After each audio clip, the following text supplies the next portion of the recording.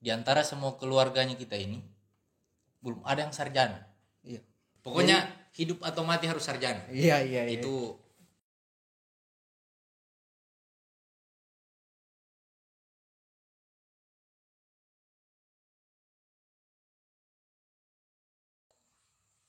Assalamualaikum warahmatullahi wabarakatuh. Jumpa lagi di channel Jenderal Kampus. Saya ingin menyapa sahabat-sahabat kampus yang ada di luar sana. Malam ini kita jumpa lagi di channel yang memotivasi, mengedukasi dan menginspirasi. Kalau kita berbicara tentang kampus, tentu kita berbicara tentang mahasiswa. Dan kalau kita berbicara mengenai mahasiswa, maka ada yang namanya tokoh mahasiswa. Untuk itu di sebelah saya sudah hadir dinda saya, lebih tepatnya saudara Wasir Punjae, seorang tokoh mahasiswa yang dari pelosok timur Sulawesi.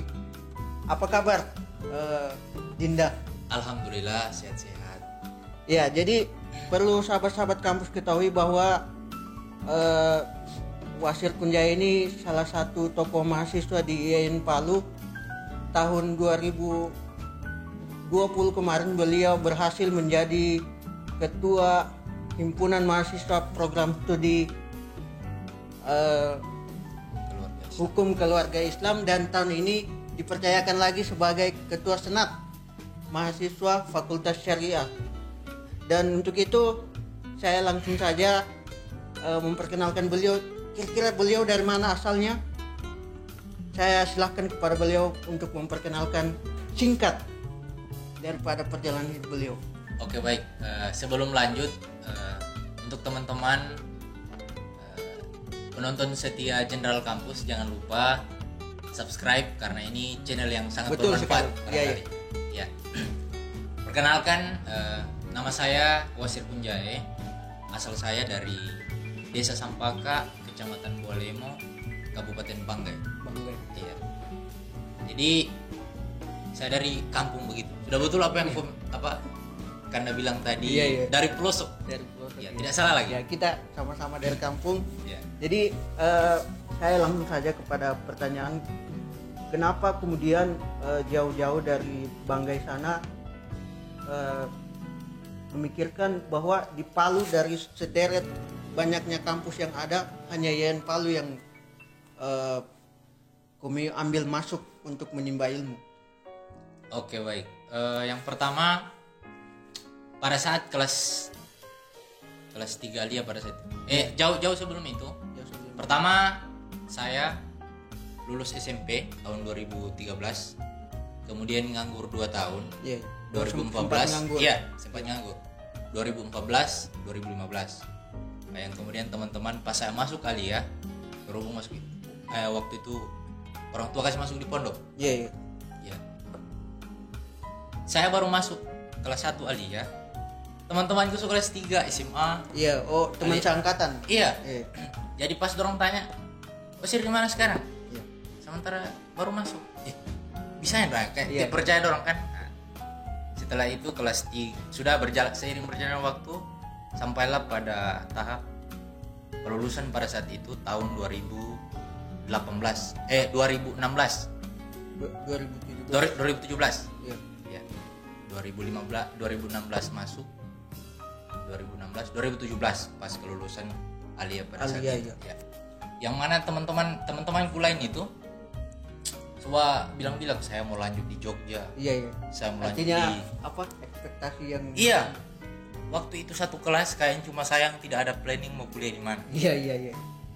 Kira-kira begitu. Jadi pada saat itu teman-teman yang lain, teman-teman sekelas saya, ada yang planningnya mau kuliah di Sumbawa, kuliah di Makassar, di Jogja, bahkan ada di Jakarta. Jauh-jauh semua ya. Iya. Jadi saya pada saat itu bingung dalam kalau bisa dibilang saya pertama dari keluarga yang finansialnya ya tingkat ekonominya dari menengah ke bawah gitu. Iya. Beda dengan teman-teman lain. Yang kemudian saya pikir keras. Tidak tahu kenapa terngiang di kepala saya. Pada saat itu kan sempat ada ustadz saya mengajar. Barangkali ustadz menonton nanti. Iya. Mudah-mudahan nonton. Iya. berkat beliau saya, bukan berkat beliau juga sih, karena aula melalui beliau, Iya. melalui guru saya. Dia juga alumni IAIN Palu. IAIN Palu. Pada saat itu masih Stein. Beliau bilang, Wasir, ada kampus di Palu, negeri dia. Iya. Negeri. Dan bagus sih. Per semesternya juga terlalu berat. Ya kemudian itu yang terngiang-ngiang terus di kepala saya. Sampai pas pulang kampung, saya bilang yang disampaikan sesuai yang disampaikan oleh guru saya tadi sama orang tua. Mama, saya bilang di antara semua keluarganya kita ini belum ada yang sarjana. Iya. Berarti itu memang iya sebagai pendorong untuk orang tua. Iya. Bahwa harus ada sarjana di keluarga. Kalau memang mau dipikir pada saat itu untuk biaya kuliah, karena orang tua laki-laki saya meninggal pada saat saya kelas 3 SMP. Sehingga kenapa saya berhenti nganggur tadi 2 tahun 2014 dengan 2015. Pokoknya berjalan ke sana kemari, merantau sampai Morowali. 1 tahun di Morowali. Kerja. Iya, kerja. Nah, lanjut. Saya sampaikanlah apa yang disampaikan guru saya tadi. Iya. Dibilang di IAIN Palu itu ada kampus negeri yang kemudian biaya per semesternya tidak terlalu berat. Jadi orang tua saya pada saat itu pikir keras, karena cuma ibu sendiri kan. Iya. Berpikir, jadi pada saat itu kayak dibilang mendorong orang tua supaya punya niat untuk menyekolahkan supaya saya lanjut kuliah kan. Meyakinkan. Saya bilang begini sama orang tua, Mama, di antara turang 5 bersaudara, saya anak terakhir ini. Iya. Belum ada yang sarjana. Nah, sudah musyawarah lah kakak saya dari yang pertama sampai yang keempat. Musyawarah, sudah kasih lanjut dia kuliah. Pada saat itu berangkat dari kampung ke kota 4 jam jarak.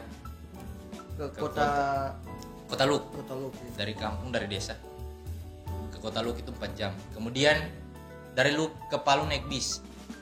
Pertama kali ke Palu pada saat itu. Iya. Jadi ada sejarah lucu pada saat itu. Memang karena baru pertama kali ke Palu, saya tidak tahu matahari di Palu ternyata ada 2. Panas sekali. Jadi saya pada saat itu pakai kaos oblong, celana puntung, sudah bemeng tas, sebelah tangan koper, sebelah kiri dos. Turun di terminal Mamboro. Iya. Nah, sampai di sana sudah cari ojek lah saya. Sudah ini bapak bilang, Dek mau kemana? Ke Jalan Munif Rahman 2, asrama mahasiswa Lukbanggai. Iya. Aduh, jauh. Bang ojek bilang, bukan jauh. Gimana itu Dia tidak tahu. Jadi sempat dia bilang begini, Dek, atau komiu saja yang bak motor?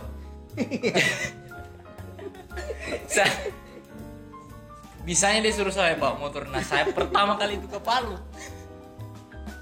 Sudah. Lika-likunya pokoknya dari Mamboro itu ya setengah hari lah sudah. Sampailah di asrama Lukbanggai. Yang kemudian kuliah urus administrasi dan lain sebagainya sendiri tanpa bantuan orang lain dan lain sebagainya. Nah, lanjut daripada itu aktif kuliah, tidak lama tsunami. Iya betul. Tsunami gempa pada saat itu 2018. Waktu baru masuk kuliah. Iya. Jadi kita ini belum tahu apa-apa. Baru 2 bulan saya waktu itu di Palu. Ya. Pas takutnya gempa. Tahu mau lari kemana? Jadi sudah saya putuskan pada saat itu berhenti kuliah. Barang saja kondisi kampus sudah hancur pada saat itu kan. Pulang kampung berarti. Sudah, iya. Dijemput mobil desa, saya muat semua barang-barang. Yang ada asrama. Tidak ada satu pun tak tinggal di semua. Iya. Bang, muat di trek.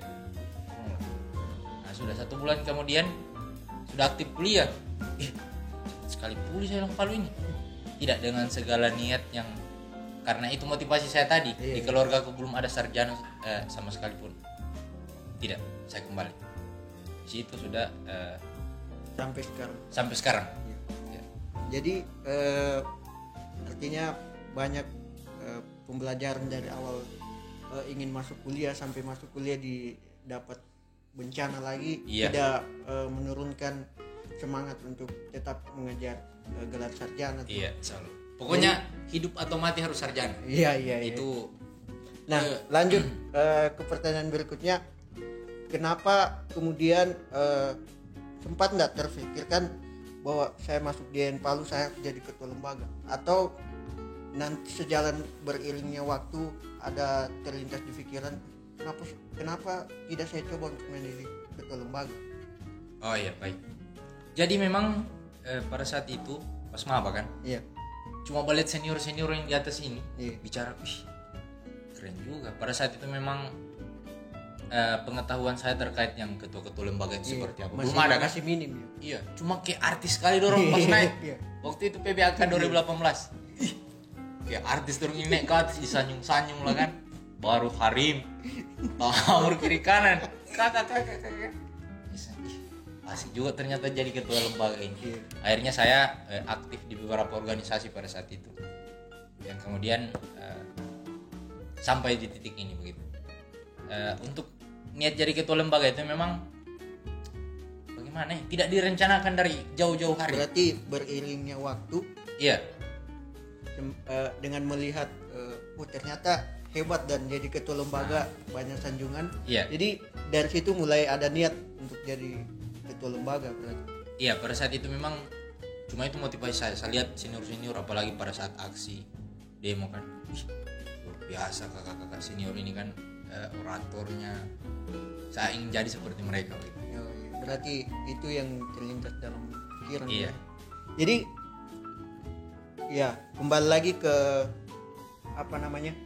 permasalahan orang tua. Iya. Tadi kan sempat disinggung bahwa orang tua tidak mampu untuk membiayai kuliah. Kemudian kalau dilihat sudah berjalan waktu sekitar 3 tahun di kampus dengan menjadi ketua lembaga 2 tahun berturut-turut, apakah orang tua merestui atau sempat ada larangan? Begini. Jadi kalau saya naik ketua lembaga itu tidak pernah selalu bilang sama orang tua. Iya. Tidak tahu kenapa yang sampai sekarang. Iya, sampai sekarang. Cuma saya bilang, "Mama, saya sudah jadi ketua ini." Nanti pas jadi baru saya bilang. Oh iya. Nah, tapi untuk ridho dari orang tua itu tidak pernah putus saya minta.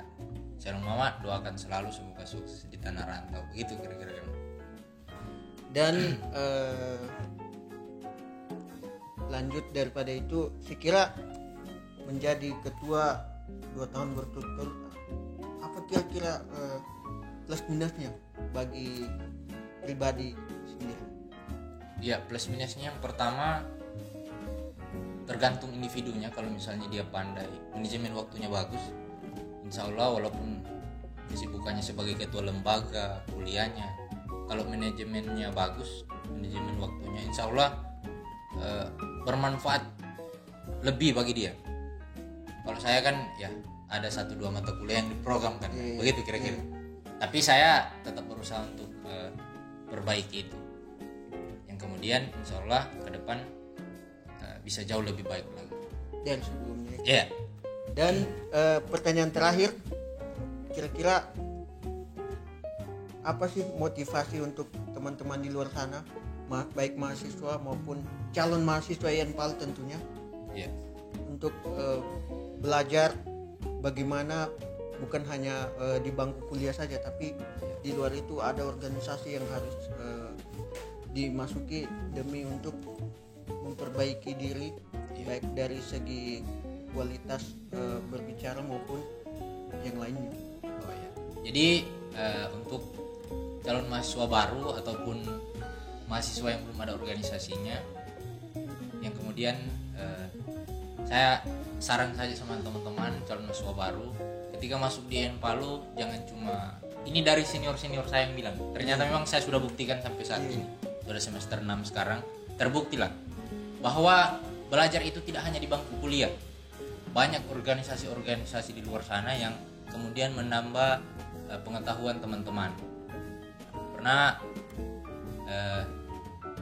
senior saya juga bilang bahwa jangan batasi kalian belajar untuk mencari pengetahuan. Jangan batasi diri Anda. Ruang lingkup belajar. Yang kemudian diniatkan dengan ikhlas, jangan mengharap imbalan apapun itu. kapanpun kita butuh, insya Allah akan Allah penuh. Begitu kira-kira. Baik. Jadi itulah bincang santai dan singkat dari saya dan juga Ketua Senat Mahasiswa Fakultas Syariah Dinda Wasir Punjae. Bagaimana di awal tadi dia berbicara tentang sulitnya untuk masuk ke perguruan tinggi, sehingga dan sampai sekarang dia telah menikmati apa yang dia dapatkan dari jerih payah di awal-awal untuk meyakinkan orang tua untuk kuliah di Palu tentunya. Namun dan sampai sini episode kali ini, buat sahabat-sahabat kampus yang ada di luar sana, saya ingin kalian tetap nonton channel ini, terus pantau dan jangan lupa subscribe dan like sebanyak mungkin, karena subscribe kalian akan sangat membantu kami untuk terus memproduksi video-video edukasi